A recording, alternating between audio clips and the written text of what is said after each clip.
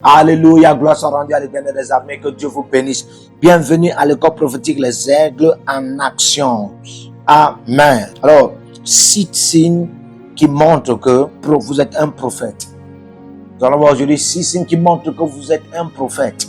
Amen. Vous savez, la terre, le monde et même le règne des esprits vivent beaucoup par la maturité au moyen des signes.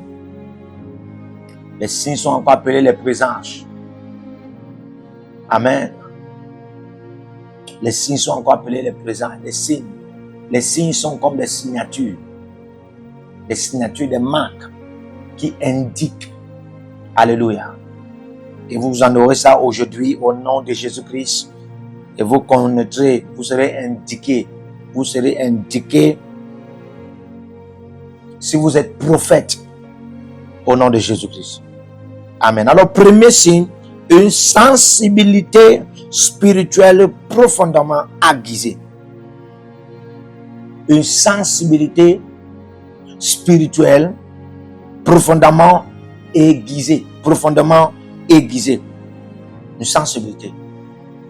Alléluia. Une sensibilité. On voit ça dans 1 Samuel 3, le verset 10. 1 Samuel 3, le verset 10. Amen. Vous avez une sensibilité spirituelle profondément aiguisée. Ça, c'est déjà la dimension du discernement des esprits. Vous êtes sensible aux esprits. Vous êtes sensible, vous êtes facilement sensible aux esprits. Vous voyez, c'était facile pour Samuel de se connecter facilement à la voix de Dieu. De reconnaître que ça, c'est la voix d'un esprit. Et ça m'appelle dans la dimension spirituelle. Amen. Alors que personne ne lui avait dit qu'il était prophète. Alléluia. C'est ainsi que Abraham, la Bible parle dans Genèse 20, le verset 7. Dieu s'adressant à Abimelech et sa nation lui disant que ce type est un prophète. Mais Dieu n'a jamais dit ça à Abraham lui-même. Et Abraham n'a jamais demandé à Dieu s'il est prophète ou pas. Alléluia. Si Dieu peut annoncer à un païen que Abraham est prophète, ça veut dire qu'il y a des sensibilités profondément aiguisées qui se manifestaient autour de Abraham. Et là, ça révélait très précisément que ça révèle et ça montre qu'il est un prophète. Alléluia. Parce qu'il faut comprendre qu'il y a des signes qui diffèrent. Il y a des signes qui différencient le prophète que vous êtes ou bien le prophète que vous serez et l'onction prophétique que vous devez en avoir. Ou bien l'onction prophétique que vous en avez. Parce que l'onction prophétique est différente de l'office prophétique. L'office prophétique, c'est déjà la dimension où Dieu te donne le manteau ministériel. Le manteau ministériel pour être un prophète. C'est-à-dire que toi, tu reçois l'esprit pour être un prophète. L'esprit pour être un prophète. L'esprit pour être un prophète, c'est le manteau. Le manteau pour être dans le ministère prophétique. Ou bien pour porter un ministère prophétique. Ou bien pour parler un ministère prophétique. Les expériences des rêves et des visions prophétiques de manière répétitive. Ouais. Vous avez des signes, vous avez des expériences, c'est-à-dire que des rencontres. Les expériences des rêves et des visions prophétiques de manière répétitive. Dans vos rêves, dans vos visions, vous avez toujours des rencontres, des choses que vous ne comprenez pas. C'est de Dieu, c'est des anges, c'est des esprits, des justes hommes, justes femmes amenées en perfection qui vous apparaissent. Vous voyez des choses que vous faites dans des rêves, dans des visions, dans des songes. Vous ne parvenez pas à comprendre. Amen. Et ça se répète comme ça chaque fois. Et ça vous dérange même. Mais ça vous dérange. Parfois, ça vous prend même votre paix. Parfois, ça vous prend votre joie. Oui, pour les premières fois, ça fait comme ça. Alléluia. Pour les premières fois, ça fait comme ça. Amen. C'est pourquoi dans Joël 2, le verset 28, la Bible dit qu'au dernier jour de déverser mon esprit, c'est tout cher, c'est tout cher. Vos filles et vos fils prophétiseront. Donc, quand l'esprit là vient, il les plonge dans le règne prophétique. Il les plonge dans le ministère prophétique. Alléluia. Ok. Troisième signe. Le ressentiment d'un courage très rassurant à dispenser la parole ou la pensée de Dieu sans peur. Le ressentiment d'un courage très rassurant à dispenser la parole ou la pensée de Dieu sans peur. Sans peur. Vous avez cela. Ça brûle en vous. Éphésiens 4, verset 15. C'est comme un amour qui brûle en vous. Vous parlez de Dieu à quelqu'un. Actes des Apôtres 4, verset 20. Un amour qui brûle en vous. Un feu qui brûle en vous. Pour parler de Dieu à quelqu'un. Et ça ne s'arrête pas. Ça brûle comme ça. Vous avez du courage que vous n'avez jamais eu. Et ce courage vous est rassurant. Ce courage vous rassure. Vous voyez, c'est comme dans Hébreux 4, verset 16. La Bible déclare, venez avec assurance devant le trône de grâce. Venez avec assurance devant le trône de grâce. Alors que l'assurance, ou bien l'assurance qui détermine sur l'assurance, l'assurance qui détermine sur la rassurance, c'est le fruit de l'esprit. Et c'est la preuve, amen, c'est la preuve que vous êtes un prophète. Les prophètes ont toujours ce caractère. Les prophètes ont toujours ce comportement. Ils ont toujours ce courage qui les rassure de dispenser la parole de Dieu, la pensée de Dieu sans peur. Ils ont ce charisme. Ils ont toujours ces caractéristiques. Ils ont ces humeurs, les prophètes. C'est pas facile d'influencer un prophète. Même s'il est bébé, s'il ouvre sa bouche, si cette affaire-là vient sur lui, il change. Alléluia. Deuxième signe. Le discernement surnaturel dont les sens humains ne peuvent comprendre ou expliquer. Le discernement surnaturel des sens humains. Le discernement surnaturel dont les sens humains ne peuvent comprendre ou expliquer. C'est-à-dire que de ton humanité, de tes membres corporels, tu ne peux pas expliquer ce que ça signifie. C'est-à-dire que tu as un discernement que même ta peau, ton corps ne peut pas expliquer. Les membres de ton corps ne peuvent pas expliquer. Vous voyez, la Bible dit dans Matthieu 3, Jésus va recevoir le Saint-Esprit sous une forme corporelle. Le Saint-Esprit sous une forme corporelle. C'est-à-dire que le Saint-Esprit a pris une forme corporelle. A pris une forme corporelle, un corps. Et pour se déposer sur lui. Quand maintenant il fait ça, c'est pour que Jésus sente ça sur son corps. Mais Jésus ne peut pas expliquer. Il n'y a que toujours le Saint-Esprit qui va passer le message. Pour que nous sachions que c'est le Saint-Esprit. Et là, c'est comme ça que ça, c'était la naissance. Ça, c'était la naissance du prophète. Parce qu'à partir de là, on voit dans Luc 24, 19 qui dit que Jésus était un prophète à grandes œuvres. Donc, dès lors que l'Esprit est venu sur lui, sur une forme corporelle, c'était la naissance du prophète. Il n'était pas normal. Alléluia. Vous allez voir que c'est la même chose qui s'est passée avec Élisabeth lorsqu'elle a rencontré Marie. Seulement sa présence a fait en sorte que l'enfant a tressailli. L'enfant a tressailli de joie au-dedans d'Élisabeth. Amen. C'est le discernement surnaturel, c'est la manifestation du discernement surnaturel. Donc vos membres, vos corps ne peuvent pas expliquer. Vos sens même humains ne peuvent pas expliquer. Alléluia. Cinquième signe. Les apparitions des anges parfois rares, parfois fréquentes. Amen.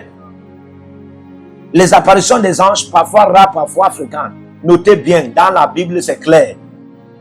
Alléluia. La plupart des grands prophètes ont rencontré les anges. La plupart des grands prophètes ont vu les anges. Amen. Nous parlons d'un prophète comme le prophète Ésaïe. Dans Ésaïe 6, la Bible précise que Ésaïe, la mort du roi Osien, l'année de la mort du roi Osien, Ésaïe vit le Seigneur. Vous voyez ça? Dans sa gloire. avec un pan élevé. Et il va aussi voir les séraphins. D'où l'un des séraphins a volé un jet et lui a donné le charbon de purification prophétique. Alléluia. Frère, c'est une langue du prophète. Une langue du prophète qu'on lui a donnée comme ça. La plupart des gens sont des prophètes, mais non pas la langue des prophètes. Quand Dieu a touché la bouche de Jérémie avec sa main, c'était un dépôt de quelque chose. Amen. Dans Jérémie 1, le verset 9, la Bible dit que il me toucha et mit sa parole dans ma bouche. C'est un dépôt de quelque chose. Dans Exode 4, le verset 12, la Bible déclare, je serai avec ta bouche. Je serai avec ta bouche. C'est un dépôt de la présence de Dieu.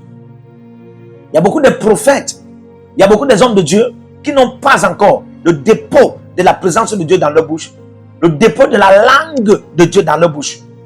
Et c'est pourquoi ils ne peuvent pas porter la voix de Dieu. Donc quand tu vois l'un des signes, c'est ça. Les apparitions des anges. Alléluia. Un ange ne peut pas t'apparaître et ta vie continue à rester la même. Jamais. Il y aura un changement dans ta manière de parler, dans ta manière de manifester l'intelligence, la sagesse, la connaissance, l'inspiration. Il y aura beaucoup de choses qui vont changer autour de toi parce que les anges impactent, ils influencent positivement quand ils font leur apparition aux prophètes. Les anges ont beaucoup des atmosphères prophétiques parce qu'ils sont tellement devant Dieu. Vous vous souvenez de Matthieu 18, le verset 10, Jésus dit, gardez-vous de toucher l'un de ces petits parce que leurs anges voient continuellement la face de mon Père. Mais quelque chose s'est passé. Il lui a donné une parole prophétique. Ta femme sera enceinte, voici, comme ça. Et puis Gabriel lui dit, je me tiens devant Dieu et puis il te parle. Tu doutes. Tu seras mis un sou. Et directement là sur le champ. Alléluia. Ça c'est le caractère d'Élie. Parce qu'on peut voir ce que Gabriel a fait là. On peut voir la personne qui a aussi fait ça dans la Bible. Et cette personne, c'est qui? C'est Élie. Élie a fait un truc comme ça là, dans 1 Roi 17, le verset 1. Il dit, je me tiens devant Dieu. Aïe. Il n'y aura pas de pluie pendant 3 ans. 6 mois. Sinon, pas ma parole. Il a pris les clés, il l'a mis dans sa poche, il est parti. Amen. Ça veut dire qu'il y a des anges, les anges portent les caractères des prophètes. Surtout les anges des prophètes. Les anges des prophètes. Les anges au système prophétique. Les anges qui opèrent beaucoup avec les prophètes. Je vais souligner quelque chose de ce que vous devez comprendre. Il y a une différence. Oui, tous les anges sont les esprits. Mais ce n'est pas tous les esprits qui sont les anges. Ah, c'est 1, 2, 2. C'est comme de la farine. La farine, avec la farine, vous pouvez faire les beignets. Ah, mais avec la même farine, vous pouvez faire les biscuits. Avec la même farine, vous pouvez faire du pain. Amen. C'est ainsi, dans le monde des anges, dans le monde des esprits, on peut dire les anges. On les appelle les anges. Mais, tous ne sont pas les esprits. Je veux dire, tous ne sont pas les anges. Il y a ceux qui sont des anges, plus précisément parce qu'ils ont les ailes. Oui.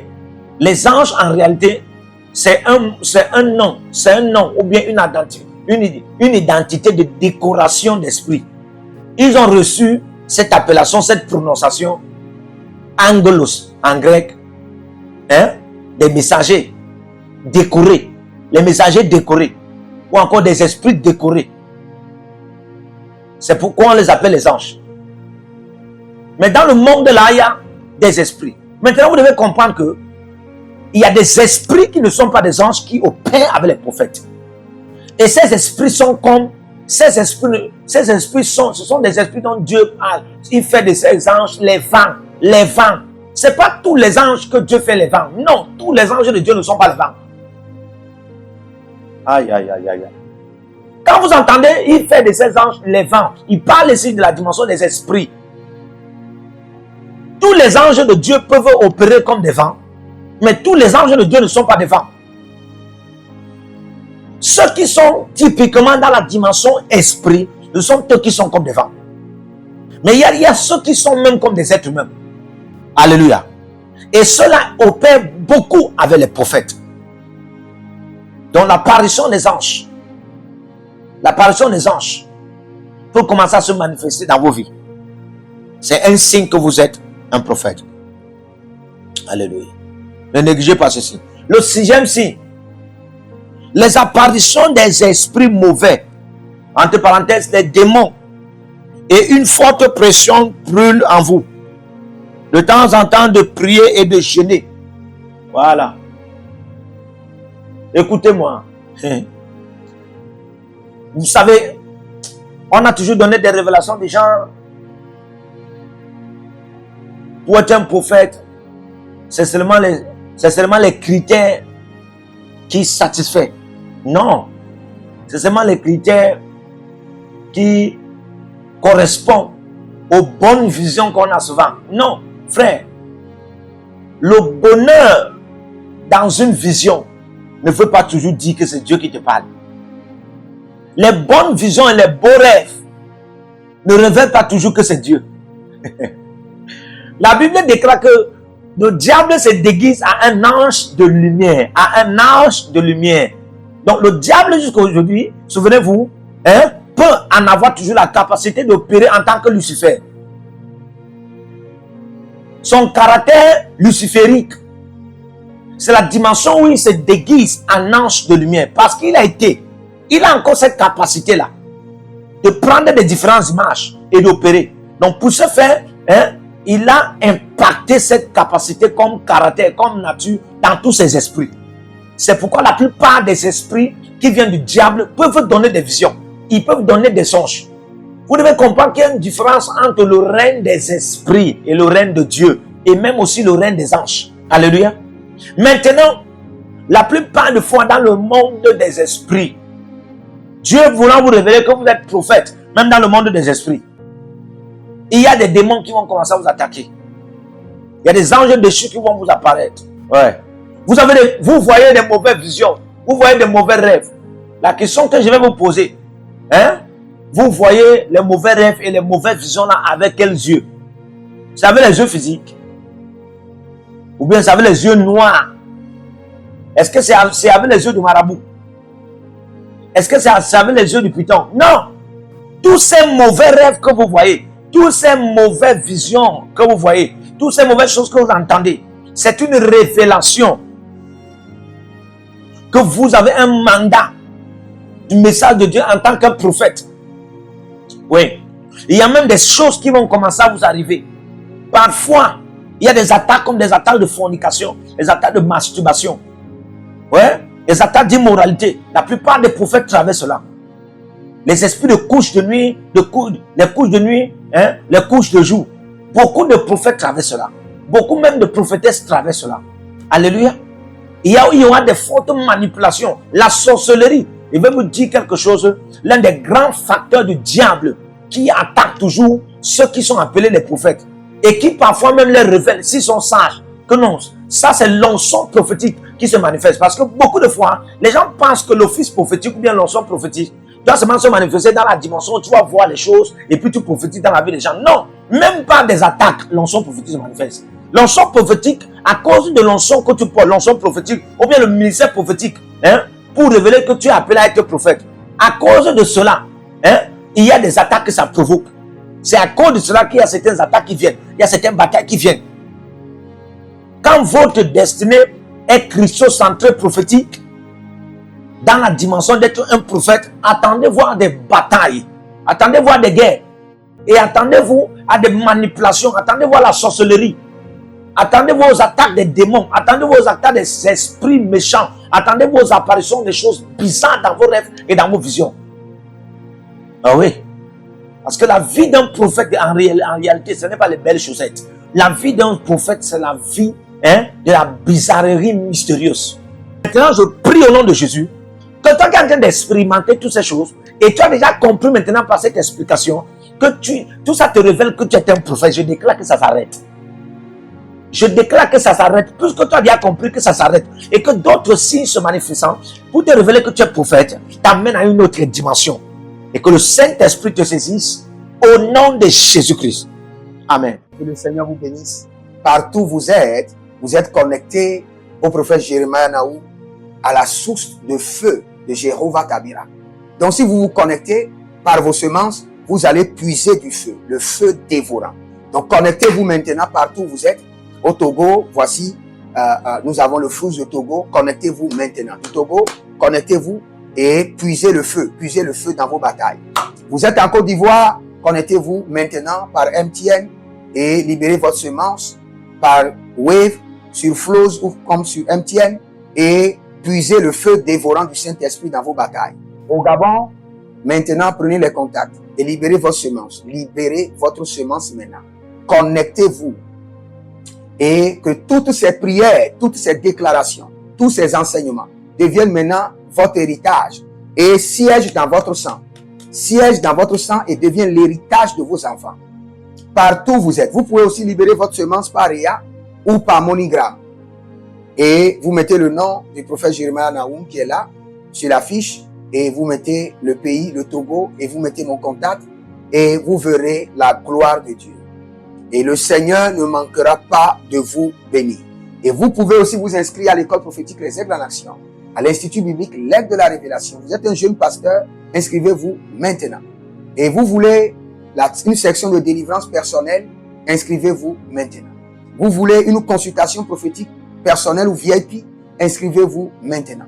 Vous avez quelqu'un qui a été malade et vous voulez que je prenne soin de la personne et que je prie pour la personne.